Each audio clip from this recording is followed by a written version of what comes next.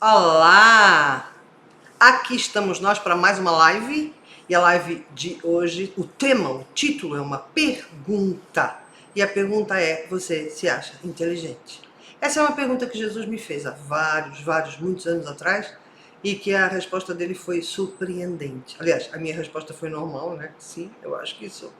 E aí o comentário dele foi surpreendente. Mas para isso você vai ter que ficar aqui comigo para assistir esta aula de hoje. Hoje a gente vai falar sobre ser inteligente. E aqui há uns anos atrás, Jesus perguntou se eu achava que eu era inteligente. E uma das coisas que eu sempre tentei, é a minha inteligência, é a minha capacidade de organizar pensamentos, organizar informação. Sempre fui muito estudiosa. Eu lembro que quando chegou a hora de entrar na faculdade, eu ia pro café comer coxinha e não passei no último ano do... Em Portugal chama liceu, aqui chama colegial. Chumbei por meio ponto a português.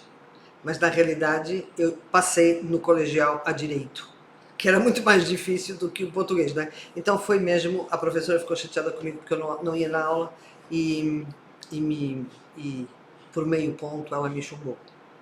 No ano seguinte passei de novo, na PUC, em Direito. Então eu sempre fui muito... Eu consigo, eu faço, eu estudo, eu... E eu achava que isso era a base. E na realidade, se você pensar, até é simples, não é muito complicado ser inteligente. O problema é o outro, que a gente já vai falar hoje aqui. Então eu achava que se eu fosse inteligente, não. Inteligente eu achava que eu era. Se eu treinasse a minha inteligência e se eu fizesse tudo baseada na minha inteligência, que a vida ia correr bem, a vida ia ser boa. E na realidade, não foi bem assim que aconteceu. Porque eu acabei... Isso é curioso, né? Porque eu fui fazer biologia primeiro, porque eu queria fazer parapsicologia. Eu aos 14 anos sabia que queria fazer parapsicologia e alguém me falou que tinha um curso de parapsicologia, que eu tinha que fazer biologia. Eu fui e fiz biologia. E aí eu entendi que não era nada disso, aí fui fazer direito, uma grande confusão, acabei saindo da faculdade de direito e fiquei meio que... Sabe quando você tá num... E era curioso isso, porque eu achava que eu era inteligente, mas eu vivia num... Sabe quando você está num redemoinho e você está só fazendo um esforço para não se afogar, né? E eu ficava ali. E um dia, bom, depois passou tudo, minha filha teve morte clínica, eu, na realidade, mais uma vez fui estudar, né? Porque eu achava que estudar era a base de tudo, então quando ela ficou boa, isto é, não morreu, eu fui estudar que linha era essa, tão suave não, mas tão dramática e sutil que separa a vida da morte. Porque você está aqui muito bem, de repente, amanhã você não está mais, ou a tua filha não está mais, ou as pessoas que você ama não estão mais, né? E aquilo começou a ser uma coisa muito forte para mim, né? Que é, o que separa a vida da morte? Que é isso? Que lei é essa? E fui usando a minha inteligência para entender, apesar de eu já estar meditando, já estava vendo Jesus, mas mesmo assim eu ficava querendo entender, e um dia Jesus virou para mim e falou assim: você acha que você é muito inteligente, não acha? E eu, sim. E ele falou: e se eu te falar que você acha que é a tua maior vantagem, né? O teu maior dom? Ele falou: e se eu te falar que é o teu maior defeito? Como assim? E se eu te falar que é o que estraga tudo na tua vida? Estraga tudo na minha vida? Como assim? E na realidade eu não tinha muito para discutir com ele, porque a minha vida não estava nada boa, né? E se a inteligência, o uso da inteligência fosse suficiente, a minha vida estaria boa e já não estava boa fazia muito tempo. E ele foi então que ele me explicou. Ele falou: vocês criaram a sociedade da inteligência. A sociedade que tem médicos, que tem cientistas e que todo mundo que tem profissões assim de muita inteligência estão no topo da, como é que fala? Da pirâmide social. Mas vocês ainda fizeram mais. Vocês começaram a considerar que quem não era tão inteligente, isto é, todas as pessoas que usavam as sensações, os sentidos, o sentir para levar a sua vida, que não eram dignas de estar no pedestal que vocês estão. Aí eu comecei a ouvir aquilo e comecei a entender uma série de coisas que tinham acontecido na minha vida. E ele fala, é claro que ser inteligente é importante, mas você tem que sempre ver a dualidade. Você tem sempre que ver o equilíbrio. É claro que uma pessoa que é só emocional e que é, né, se ela não tiver inteligência, e hoje em dia já se fala tanto em inteligência emocional, é exatamente isso. É o fato da pessoa ter que ter esse equilíbrio, mas mais do que tudo usar a inteligência para entender o que sente e não usar a inteligência para matar o que sente, que é o que a maior parte das pessoas fazem.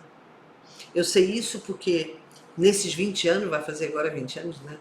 Fala nisso, não esquece, dia 14 de abril, lançamento do livro de 20 anos de conexão. O livro chama-se O Livro do Amor. Depois eu explico melhor. Mas vai ter uma festa, uma festança. O que acontece? Quando nós não fazemos esse equilíbrio, nós temos realmente a tendência a usar a inteligência, não é, para pensar a vida. E a vida não pode ser pensada, a vida tem que ser sentida. E a maior prova disso é que sempre está, se você notar, quase todos os eventos da vida, eles servem para te fazer sentir ainda mais um pouco, ainda mais um pouco, ainda mais um pouco. Quando são eventos muito felizes, quem é que pensa o nascimento de um filho? Ninguém pensa o nascimento de um filho. A pessoa sente o nascimento de um filho. Quem é que pensa um casamento? Ninguém pensa um casamento, as pessoas sentem um casamento. Ninguém diz, eu estou pensando estar apaixonada. Estar apaixonada não é um pensamento, é uma emoção. Então espera, se a maior parte das coisas incríveis e terríveis da vida, né? A pessoa perde um ente querido, a pessoa tem um luto, a pessoa tem uma falência, tudo está chamando para quê? Para emoção. A pessoa fica doente, para emoção. Então eu pergunto, por que a vida, se pensar é tão importante, se a gente pensa a vida, se a gente acha que a vida ela pode ser compreendida, pensada, planejada, estrategificada no seu nome, né? Se a gente pensa isso tudo, que a vida pode ser vivida com a nossa dimensão mental, então por que sempre que a vida quer se manifestar, ela traz um evento emocional, seja ele bom, seja ele mau? É ou não é? Isso tudo para dizer o quê? Isso tudo para dizer que tem muita gente que usa a sua inteligência para matar a sua emoção. Isto é, quando você acha, e na realidade nós somos um pouco criados assim, a gente acha que tem que escolher. Poucas pessoas, hoje em dia já as pessoas estão falando mais nisso, mas poucas pessoas falam do equilíbrio, de que tem mesmo que equilibrar. Tipo assim, quando nós falamos do ego da alma, a gente não está falando para você matar o seu ego. Ninguém está falando, ninguém nunca falou para você matar o seu ego. Quando nós falamos para você manifestar a sua alma, é no sentido de você equilibrar o ego e a alma. Por quê? Porque o ego vai te trazer sobrevivência, necessidade de abrigo, vai te trazer medos para você não entrar em fria, né? E a alma, ela vai te trazer felicidade, paz, tranquilidade, conexão. Então é como se o ego tratasse da vida aqui embaixo, a alma trata da vida aqui em cima. O que nós estamos fazendo? Nós estamos escolhendo o tempo todo. Nós estamos escolhendo o ego. Tem gente que começa a meditar e depois só escolhe a alma, já não tem ego, já não come, já não faz nada, só medita, que também não está correto. Nós estamos escolhendo a inteligência em detrimento da emoção e das sensações. Então, tem muita gente que fala isso, né? Quando a gente vai no restaurante, hoje em dia é incrível que você vê, por exemplo, 4 pessoas, uma família, todo mundo no celular. O celular é das coisas que mais ativam a dimensão mental. E por que as pessoas adoram o celular? Porque o celular não dói, né? Isto é, se você estiver conversando num restaurante com a sua família, provavelmente você vai sentir coisas, pode sentir rejeição, pode sentir enfado, pode sentir tédio, pode sentir interesse, pode sentir amor, pode sentir uma série de coisas. No celular eu te garanto que você não sente nada. Então, é sempre como se a gente tivesse que escolher. E agora, o que está sendo chamado a acontecer é o equilíbrio, esse famoso equilíbrio da dualidade. A gente tem aqui uma ponta do eixo, né? Aqui outra, e a gente tem que... essa estada na matéria, da reencarnação, é precisamente para encontrar o equilíbrio em todas as áreas da vida. Enquanto a gente não encontra o equilíbrio, a gente vai voltando a reencarnar, vezes em vezes, sem conta, para conseguir encontrar esse equilíbrio. E mais uma vez, na cabeça, na inteligência, é facílimo de entender o equilíbrio, e depois na hora de fazer é dificílimo de fazer, porque a gente tende a vir para a cabeça, a gente tende a vir para esta dimensão mental, que ainda por cima a própria sociedade aplaude. Oh, mas como você é inteligente, oh, mas como você é isso, oh. Tem pessoas, por exemplo, hoje em dia, porque eu já estou muito treinada nisso, né? Então hoje em dia tem gente que eu olho, e não é questão de julgamento, é questão de análise, mas eu analiso, né?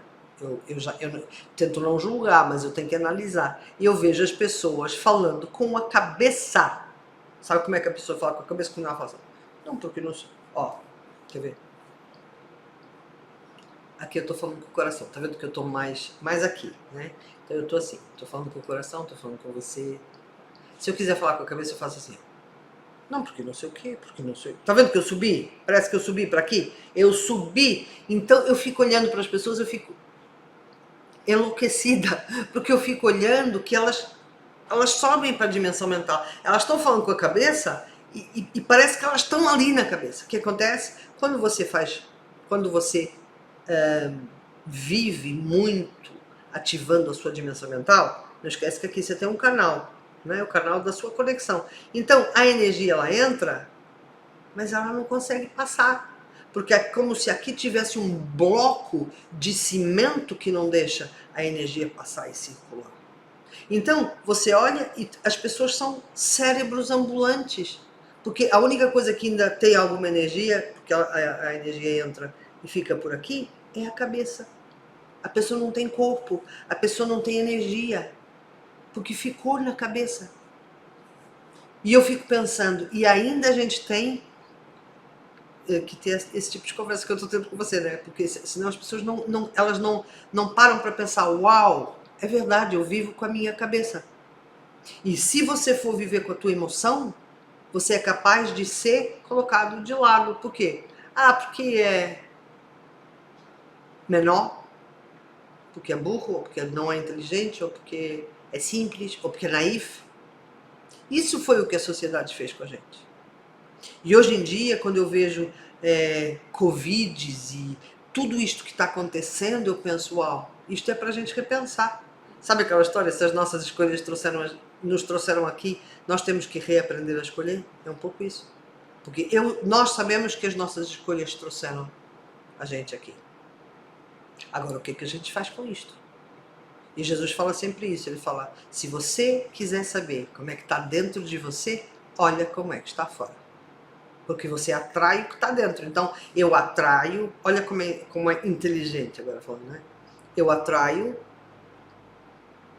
coisas que são iguais ao que eu tenho dentro, só que o que eu tenho dentro é invisível. Então eu olho fora e eu entendo como está dentro, porque eu vejo como está fora. Claro que eu vou convidar você a olhar para a sua vida. Como é que está a sua vida? Está boa? Está confusa? Você fica tentando resolver seus problemas com a sua cabeça, com a sua inteligência? Então por que não resolveu ainda? Né? Agora, também podemos olhar para o macro, que é olhar para o mundo, para o estado do mundo como ele está. E é chocante. É chocante. É chocante, por exemplo, tudo o que está acontecendo na Ucrânia. É chocante tudo o que aconteceu no Covid. É chocante a gente ver que já não tem estações normais. O aquecimento global tá... E ninguém vê... Não é ninguém, né? Quando eu falo ninguém, é... No fundo, as pessoas que podem mexer e podem decidir, né? Então, é como se tivesse tudo ao contrário. Então, me explica, como é que nós conseguimos viver tantos milhares de anos bem E nós, em 100 anos, destruímos isso tudo. Porque a gente superativou a mente. E tem uma frase que eu ouvi num lugar, não sei onde, que é uma frase incrível, que é: quando você se afasta de Deus, você acha que você é Deus. Isto é, nós endeusamo-nos a nós próprios. E quando você acha que é Deus, esse é o resultado. Porque você usa a sua cabeça limitada, humana, né, para escolher, para fazer escolhas para a humanidade. E olha o que está acontecendo. Então, desde o do pequenino, né, que é, sim, eu sou inteligente e eu mato o que eu sinto, até o macro, até o médio, que é os cientistas. Eu não estou falando que os cientistas são ruins, tá? Estou só falando que os que não são tão inteligentes e que trabalham com a emoção não são menores. Tem que ter um equilíbrio na sociedade. Até o macro, que é quem está tomando as decisões por nós, são pessoas muito inteligentes, tão inteligentes, que estão fazendo que isto fique assim como está. Então, talvez, o que faça a gente pensar que o problema está nessa ideia de que é inteligência, que é o máximo, que é incrível, que é isso, que é aquilo, e seja talvez isso mesmo que esteja fazendo com que o mundo esteja como está. Eu acho que é uma coisa que é bom pensar, porque se você olhar para os povos, não que sejam menos inteligentes, mas que usam mais a emoção e que talvez na nossa sociedade a gente considera que estão mais atrasados, quando você vai lá olhar, aquilo está mais perfeito, aquilo está mais sustentável, aquilo aguenta mais tempo. O nosso formato não vai aguentar muito tempo do jeito que está. Então, talvez se a gente começasse, porque também é fácil a gente ficar aqui falando mal do mundo e nós não mudamos, não, tem que começar comigo. Muda você, depois muda a sua casa, depois muda a sua rua, depois muda a sua cidade. E depois pense em mudar o mundo. Mas começa aqui, porque aqui é o mais difícil. Eu lembro uma vez que eu estava fazendo um contact e houve uma menina que perguntou assim a Jesus, eu falando com Jesus e as pessoas fazendo perguntas, e houve uma menina que perguntou assim,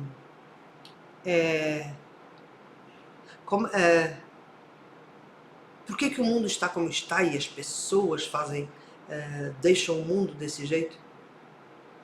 E a resposta foi essa, foi: por que você não muda? Por que você fica esperando que as pessoas mudem o mundo? Por que você não muda o seu mundo? Por que você fica aí sentado fazendo a mesma coisa que elas fazem, que é reclamar que os outros não fazem? Que isto é, vocês ficam sentados reclamando que ninguém faz nada, mas vocês não fazem, né? Porque é mais fácil reclamar. Mais uma vez, é mais fácil você ir para a dimensão mental, você olha que não está feito e a tua cabeça te fala, não, alguém não fez, então você reclama que alguém não fez, mas você não sai da cadeira. E essa autorresponsabilização é super importante. Uma vez eu estava meditando e eu lembro que Jesus falou assim, para de querer salvar a Terra. E eu, como assim? E ele, para. Tenta se salvar você própria. Os homens estão querendo salvar a Terra, eles não percebem que a Terra fica. A Terra não vai morrer. Quem vai morrer são vocês, se continuarem assim. Então, o ser humano ele é tão doido que ele fica querendo salvar a Terra. Quando ele está destruindo a si próprio, claro que ele está destruindo a Terra também, mas a Terra vai sobreviver.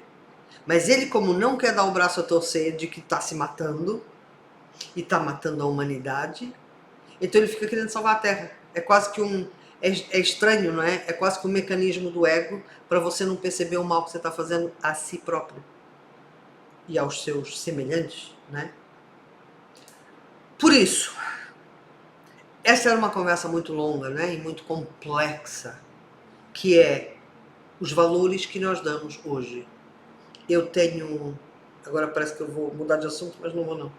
Eu tenho estudado muito sobre uma coisa que eu descobri há uns anos atrás, que era as coisas que nós repetimos desde crianças e que a gente acha que não tem mal nenhum. E que, na verdade, a educação estava errada. Eu estou fazendo isso com tudo, que é o que Jesus chama se pôr em causa, né? Isto é, considerar, pode não estar certo. A forma como eu falo com um negro pode não estar certa. A forma como eu falo com um gay pode não estar certa. A forma como eu falo com uma criança pode não estar certa. A forma como eu próprio me coloco como mulher pode não estar certa.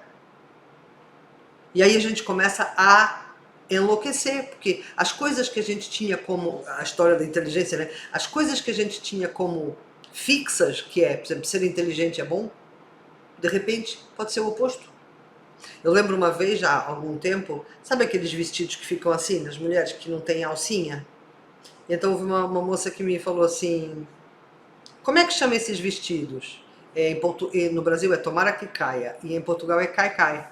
E eu falei, tomara que caia. E ela virou para mim, riu e falou assim, você já reparou que esse nome é machista? Eu, como assim? Sim, quem é que quer que caia um vestido de uma mulher? Só um homem, né? E a gente fica, uau! Não tinha pensado nisso. Então tem muita coisa que a gente vai fazendo. Outro dia também, é uma brincadeira que todo mundo faz, eu já não sei o que estava acontecendo e eu fiz. "Ah". E alguém falou assim, para de fazer isso, que isso é feio. E eu, como? Sim. Você está ridicularizando um ser que merece todo o teu respeito. Eu, uau! Então, eu convido vocês hoje a fazer isso. A pegar coisa por coisa e entender que a nossa criação, a nossa educação estava toda errada. A gente aprendeu coisas que são racistas, que são machistas, que são preconceituosas, que são tanta coisa.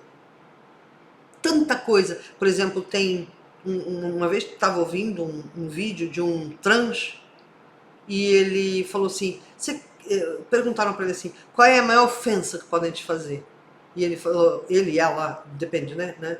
E no caso era um homem que virou mulher, então ela falou assim, a maior ofensa que podem me fazer é insistir em me perguntar qual era o meu nome quando eu era homem.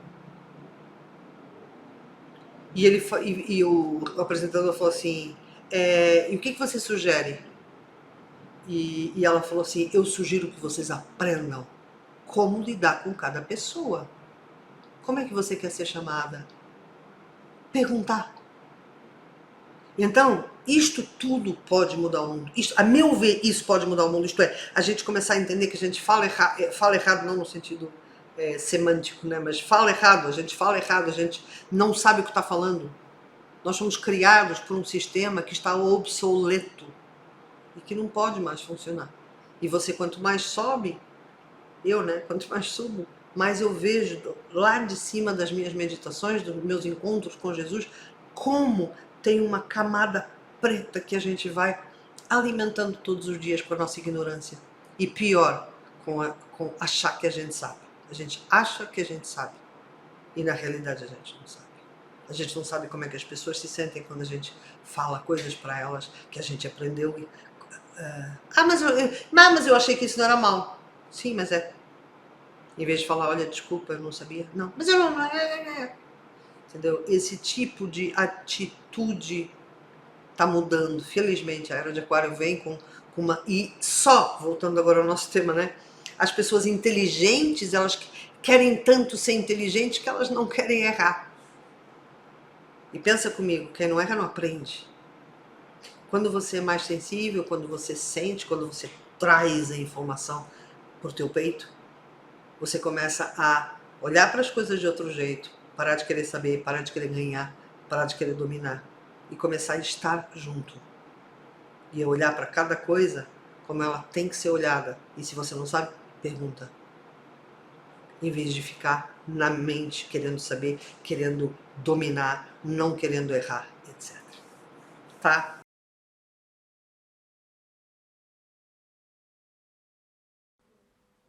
Olá! Boa tarde a todos, a todas! Hoje a gente vai falar sobre falta de sorte versus sucesso. Mas eu também quero falar de karma, é super importante. E por quê? Porque é o seguinte, vamos fazer o contrário. As pessoas que têm sucesso, o que é uma pessoa ter sucesso?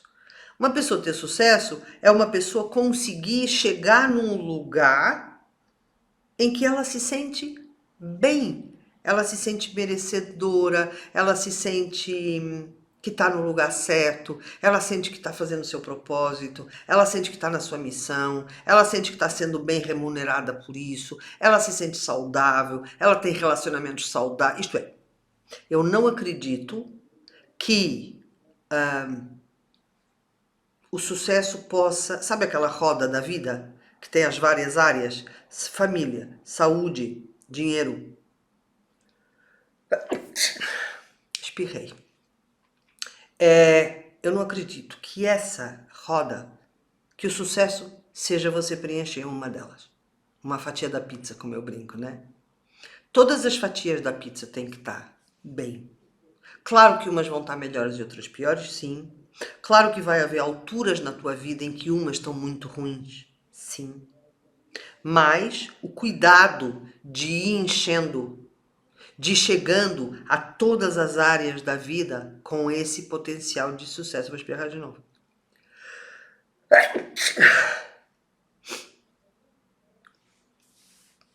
Não sei o que. Provavelmente vou espirrar de novo. Então, o que acontece? Quando você não tem sucesso, a maior parte das pessoas, e porque nós somos criados para sermos vítimas, né? E eu vou te explicar, vou só fazer aqui um parênteses. Você já reparou que quando uma criança chora, imagina, a criança tá andando, bate ali na mesa, bate assim, a quina da mesa aqui, e ela começa a chorar. Você já reparou o que os adultos fazem? Ah, mesa, coisa feia, mesa, você é feia, bateu no meu menino. No fundo, qual é a mensagem que a gente está dando para a criança? Ó, vê lá para onde você anda. Pronto, meu amor, não chora. Não chora não, chora. A gente fala tudo errado, né? Não chora e a culpa é da mesa. Pronto, meu amor, tadinho dele. Mas tem que prestar mais atenção para onde anda. Não, a culpa é da mesa. Então, quando a pessoa cresce e não faz sucesso, é muito fácil achar que é falta de sorte. Agora, se você pensar, o que é sorte? O que é sorte? Sorte é eu estar... Sorte é não. No fundo, a sorte... no Zodíaco, a gente liga a sorte ao Júpiter e ao Sagitário, e à casa 9. Que são casas de expansão, são casas de fogo, né? Em que a pessoa expande, ela faz escolhas de expansão. A sorte não é uma coisa que acontece a uma pessoa ou que não acontece a outra pessoa. A sorte, ela é, a gente constrói, a gente vai fazendo escolhas corretas que tenham a ver com a gente. Porque de que adianta você ficar correndo atrás de uma das áreas da tua vida, por exemplo, correndo atrás de dinheiro, ou correndo atrás de namorado, ou seja do que for, e você fazer escolhas que só têm a ver com a tua vitimização. E que quando não funcionam, você em vez de corrigir, você em vez de se corrigir, né?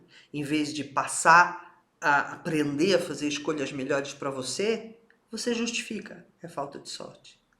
É como eu vejo muitas pessoas que fazem assim, ah, não, porque eu fiz não sei o que para abrir os caminhos. Eu fico olhando, para abrir o quê? Para abrir os caminhos? E você acha que se você não mudar nada na tua vida, os teus caminhos vão abrir? Não pode. Isto é, claro que existe limpeza espiritual, isso é outra coisa, né? Você tem um encosto, você tem uma densidade, você tira a densidade para você estar bem. Mas isso até você pode aprender a fazer. Agora, abrir os caminhos é outra coisa. Os caminhos estão sempre abertos, você que fecha eles, com as tuas escolhas. Se você não mudar as suas escolhas, eles não vão abrir. Ou pelo menos, né, vão continuar fechando. Então, a gente tem que retirar de uma vez por todas a expressão sorte, falta de sorte da vida. Retirar. Parar de achar que quem fez sucesso é porque tem sorte e parar de achar que se você não fez sucesso é porque teve azar. Isso não existe. Eu tenho uma história para contar para vocês que é incrível. Eu amo essa história. Quem contou essa história um dia foi o Bruno Gimenez, eu acho, numa palestra que ele deu. Ele contou o seguinte, que houve um dia que houve, ele é coach, né? Houve um dia que houve uma grande derrocada e muita gente ficou, acho que foi no Brasil, muita gente ficou sem casa, ou foi uma catástrofe. E ele pensou, como é que eu posso ajudar aquela gente? Só fazendo a minha parte, que é fazendo alguma coisa que eu saiba fazer, que é ensinar coaching, né? Então ele resolveu ir lá e pegou, eu não sei o número, mas acho que eram uns 20 jovens, que ele pegou para ajudar a fazer, ajudar eles a serem coach. Isto é, ele estava lhes dando uma profissão. Ou pelo menos, eu não lembro muito bem essa história, mas eu lembro que ele também, não, eu acho que ele foi fazer um processo de coaching, assim é que é. Bom, também não interessa pela história, se ele foi ensinar a ser coach ou se foi fazer um processo de coaching neles, para a vida deles andar. A história é incrível por quê? Porque ele conta que desses 20, só um é que conseguiu. Porque os outros todos não seguiram, acharam muito difícil, não, nada. Aí, como é que esse menino fazia? Esse menino tinha um emprego que ganhava, sei lá, 10 vezes o que ele estava ganhando, só que para ter aquele emprego tinha que ter um concurso, para ter um concurso tinha que estudar. Bom, era uma série de... E ele fez um plano com o menino, e precisava pagar também, né? Então era assim, o menino, ele morava, imagina, 2 horas do lugar onde ele ia estudar, para concurso, para aquele, e tinha que pagar. Então o que ele fazia? Nessas 2 horas do ônibus, ele vendia bala doce. Ele vendia doce, então ele otimizava as 2 horas para ir, as 2 horas para voltar, vendendo doce. Com esse dinheiro, ele conseguia se sustentar e pagar o curso, ou ajudar a mãe, não sei o que ele fazia. Então, era um plano que ele fazia, que ele fez com o menino.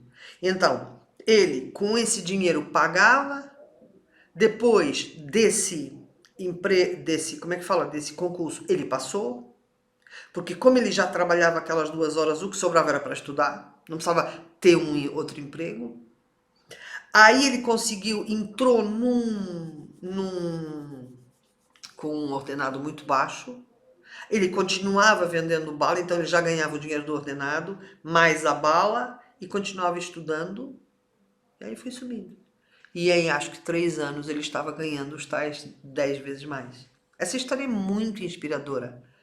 O menino teve o quê? Sorte? É sorte que ele teve? Então, e por que eu quero colocar karma dentro desta discussão? Porque é o karma que faz com que você dê desculpas para não fazer. Por exemplo, o karma, ele é um... Bom, se vocês estão vendo a Semana do Karma, vocês sabem o que é karma, pelo menos isso. Quem não viu, vai ver, que vai estar só até domingo, tá? O karma é uma dor de uma vida passada, que nessa vida passada a pessoa não se fragilizou, não chorou, não entrou em contato com as suas emoções, não fez absolutamente nada. Aí a pessoa morre e quando volta, quando reencarna, é como se essa dor pegasse a pessoa de novo. E essa dor tá aqui, porque ela é minha, né? Isto, ela é minha na outra vida. Quando eu encarno, eu encontro ela, porque ela é minha. Aí ela vai atraindo situações para provocar a mesma dor. Se eu tenho alguma possibilidade de ter essa dor de novo, inconscientemente, porque como eu não sei o que é karma, ninguém me ensina o que é karma. Hoje em dia na sociedade ninguém fala o que é karma. Eu vou só fugindo da dor, eu até acho que é legítimo, né? As pessoas fogem da dor. Mal elas sabem que enquanto não encararem a dor, o karma não passa. Então, o karma dentro dessa fórmula, né?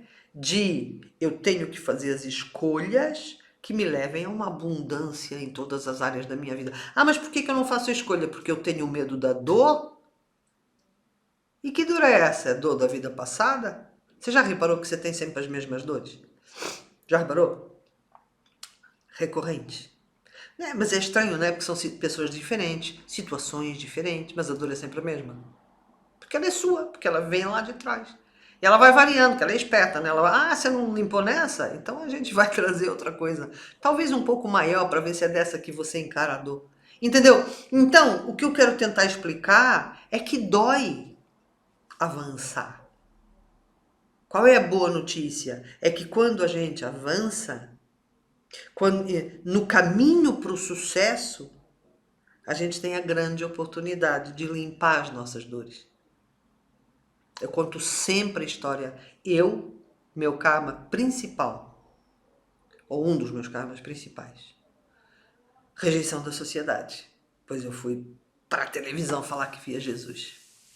O que você acha que teria acontecido comigo se eu não tivesse ido para a televisão? Ah, não, eu não vou. Você não tem noção o que eu sofri para ir aquela primeira vez para a televisão. Depois disso, fui mais 66 vezes. Mas a primeira vez era uma dor. Eu lembro que a minha mãe tinha umas coisas muito sábias, né? Ela era brasileira. Aí ela falava, um dia eu liguei para ela, eu estava em Lisboa, liguei para a mãe, eu vou na televisão, eu vou no Jornal da Noite, o que eu faço? Aí ela, muito calma, falou assim, minha filha, leva uma coisa com você. Se as pessoas acreditarem mesmo no que você está falando, não. Se as pessoas acreditarem na tua energia, qualquer argumento teu vai servir. Se elas não acreditarem, nenhum argumento teu vai servir. Então vai tranquila. Você não precisa convencer ninguém. E é verdade, foi assim que eu fui. Mas eu tive que ir, entendeu? Porque eu sabia, Jesus costuma mostrar uma imagem muito legal, que é assim, aqui você tem um mundo velho, aqui você tem um mundo novo. E a ponte é onde dói. É o desconhecido, é o que você não controla. Então ele dá uma imagem muito legal, ele fala assim, essa ponte não existe, você vai fazê-la andando, isto é, cada vez que você vai pôr o passo, quando o passo está quase, aparece o chão, né? E você não tem nenhuma garantia. A única garantia que você tem é minha mão, que também é invisível. E ele ri. E no fundo é verdade, né? Porque assim, aqui, nesse lugar, é quem você foi. Aqui é quem você veio ser. Você tem que fazer essa passagem. E o que é o sucesso? No fundo, quem não consegue fazer essa passagem, fica aqui. É uma vida boa? Não. Porque é datada, porque é tudo que já viveu, porque é as energias todas que já não interessam, que não avançam, que não te fazem crescer. E essa? É tudo novo. É o que você veio ser. Então só pode dar certo. Agora, nem todo mundo consegue fazer essa passagem direito. Entendeu? Eu costumo sempre falar que viver é pra gente inteligente. Desculpa, é verdade. Porque enquanto você não entender esta mecânica, fica muito difícil, você fica se queixando e falando que não tem sorte na vida, e que a vida é uma madrasta. Lembra que eu falo sempre? A primeira coisa que a gente tem que fazer é parar de reclamar, para ver o que sobra. Enquanto você ficar reclamando, nada acontece na tua vida, porque você está se vitimizando, você não está se responsabilizando pela sua vida. Então, as verdadeiras vidas de sucesso, e quando eu falo sucesso, é sucesso mesmo, pessoas que estão bem, pessoas que são felizes. Não é só financeiro, não. Tem sucesso, casamentos muito legais, gente que encontrou e conseguiu estar com o amor da sua vida, pessoas que têm funções, né, profissionais incríveis, que devolvem um sentido de missão. Tudo isso é possível. Não é verdade que não é possível. Agora, depende de você, né? Se você ficar achando que o seu príncipe encantado vai cair na sua cabeça, isso não existe. Então, isso tudo para falar o quê? São as nossas escolhas. Limpa karma, começa a escolher. Não. Limpa karma. Não. Primeiro sabe o que é o karma, depois limpa o karma, depois descobre quem você é tirando o karma, depois começa a escolher mediante quem você é e tá feito. Como diz uma amiga minha, é só tudo isso, né?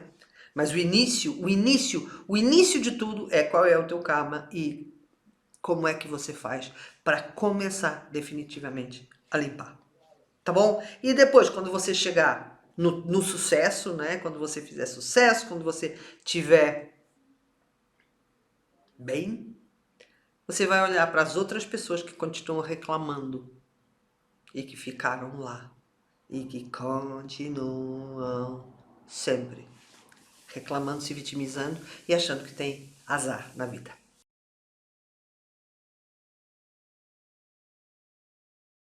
Sejam todos muito vindos a esta live hoje com um tema extremamente importante. O tema da live de hoje é: podemos alterar o karma?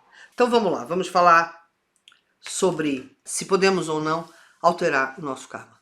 Então é o seguinte, o que é um karma? Um karma é uma dor que noutra vida não foi chorado luto, não foi feito luto, não foi drenada essa dor.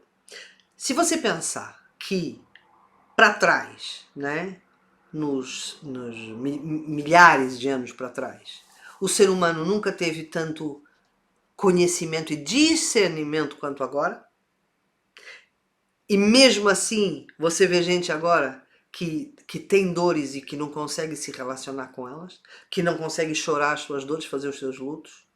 Você conhece, como eu, pessoas que de repente, eu tenho uma história que eu conto sempre, que é uma conhecida minha, que ela era tão endurecida que a mãe dela morreu e ela não verteu uma única lágrima, nada, dura, fechada, né? Aí, uns meses depois, morreu o cão, o cachorro dela morreu. E ela ficou chorando 2 semanas.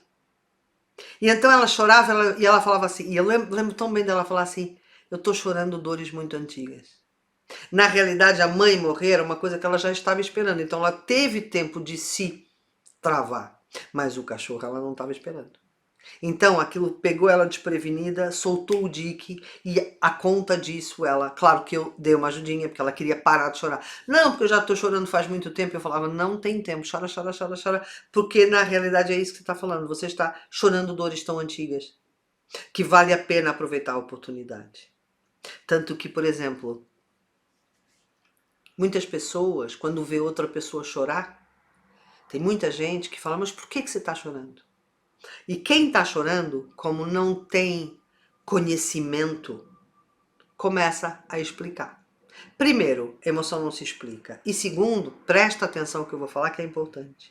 Quando você estiver chorando, e quando você estiver chorando, desde que não seja de raiva, claro, nem de vitimização, você vai ter uma oportunidade única de chorar suas dores passadas e quiçá de outras vidas.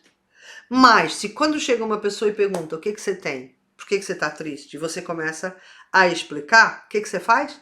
Você sai da dimensão emocional e começa a entrar na dimensão mental para explicar. Já te aconteceu de repente você começar a chorar, alguém perguntar, você começa a explicar e para de chorar. Entendeu? Por quê? Porque você muda de dimensão. Você estava na dimensão emocional, que é exatamente a dimensão que é mais difícil acessar, porque muitas pessoas não choram porque não sabem o que fazer com a dor. A dor é tão grande que elas acham que vão morrer. Provavelmente em outra vida morreram, podem ter morrido daquela dor. Então a pessoa não quer ir lá porque acha que vai morrer. É inconsciente, mas não vai. Quando a pessoa consegue finalmente acessar essa dor, a última coisa que ela devia fazer era explicar. Primeiro, porque não interessa a ninguém. Segundo, porque você pode explicar depois. Terceiro, porque nem você precisava saber por que estava chorando. Porque quanto mais você pensar por que está chorando, mais você sai da dimensão emocional. Entendeu? Então, voltando. Um karma é uma dor que eu não fiz luto noutra vida. Só que também não fiz nesta.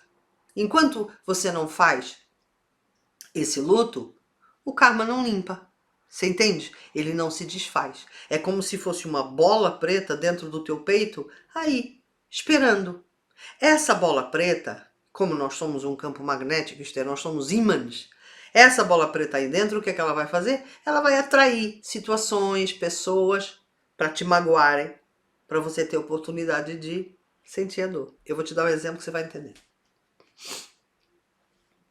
Já te aconteceu de uma pessoa falar uma palavra, ou uma frase, ou alguma coisa, e você ficar extremamente irritado?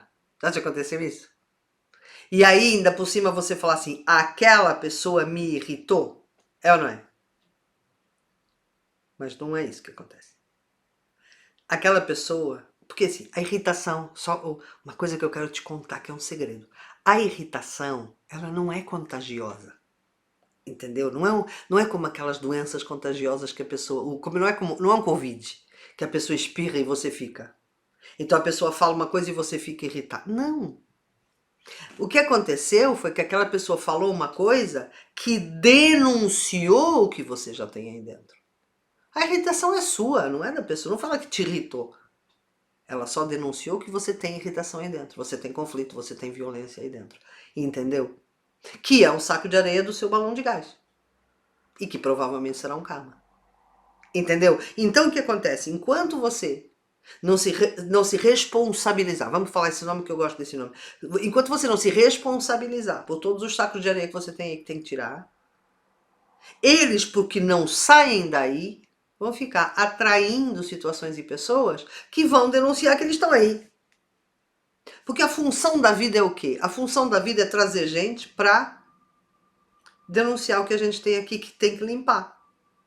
Porque a vida é infinitamente generosa. Coisa que tem muita gente que fala, não, porque a vida é ingrata, é malvada, é madrasta. Não! A vida é tão generosa que ela está sempre denunciando o que você tem para você poder limpar.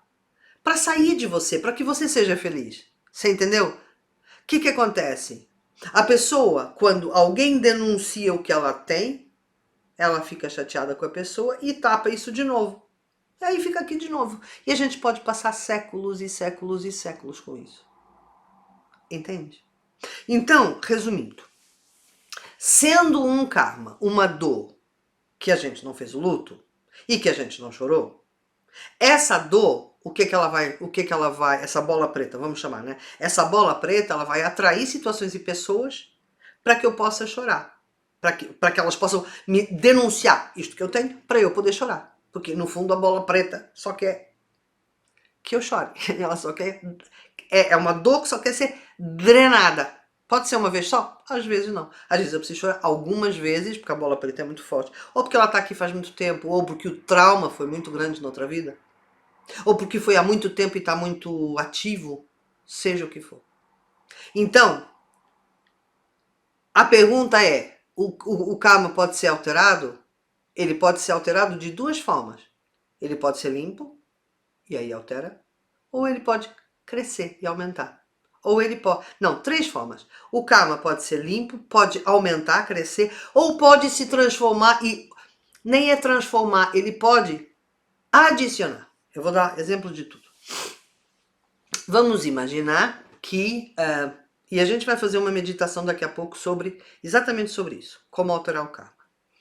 Vamos imaginar que você tem, por exemplo, um medo de perder. O seu karma chama medo de perder, tá? E então você treme de medo de perder, você morre de medo de perder. Tudo que acontece, você fica aflita, meio que você até deixa de ser quem você é, só para manter as coisas para não perder. É assim que funciona o medo de perder.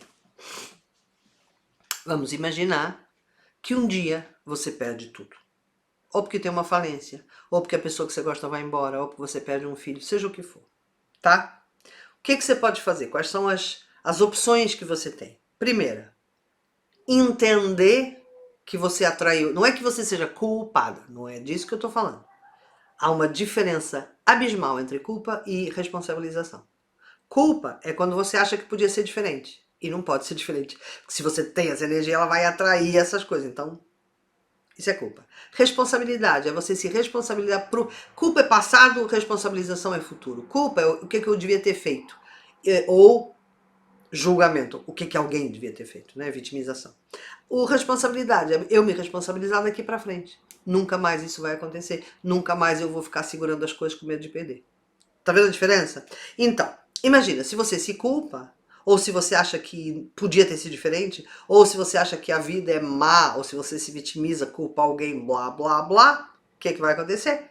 Você vai pegar toda essa bola preta que foi ativada, que foi denunciada, e em vez de você chorar e drenar, você vai endurecer ela, porque tá com raiva, porque não sei quem é culpado, porque a vida é uma porcaria, tá vendo?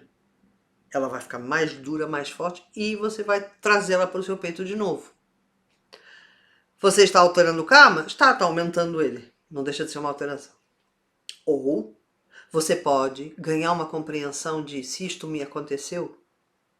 Uma coisa que eu ouvia quando a minha filha estava doente, que é: se as tuas escolhas te trouxeram aqui, você vai ter que reaprender a escolher.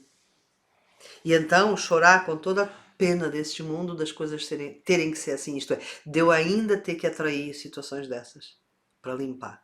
Olha a pacificação que isso tem. Aí eu choro toda essa... Eu choro a tristeza, mas de uma forma pacificada. Limpa a cama. Chorar com raiva, com controle, com julgamento, aumenta o karma. Mas tem uma outra coisa que pode acontecer também, que é o seguinte, que é você tomar uma decisão. E aí você vai ganhar outro karma, quer ver? Você vai tomar uma decisão que nunca mais você vai perder nada, porque você vai ter poder e vai...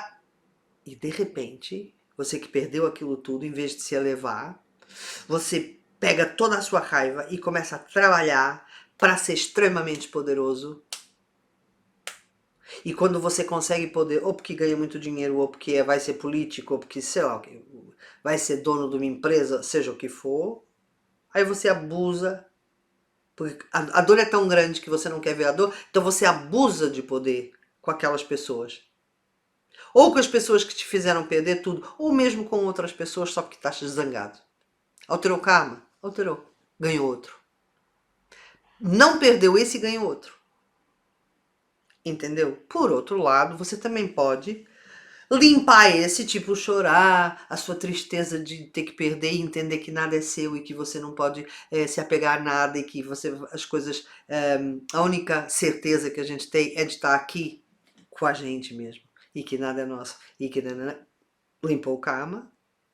Mas logo a seguir, você conhece uma pessoa e abandona ela, não é abandona no sentido vai embora, também pode ser, mas abandona no sentido assim, já que nada é meu, então eu não quero saber. Então você tá tendo uma relação com essa pessoa, mas você tá meio que desprezando ela porque você não quer ter medo de perder, então já nem se apega.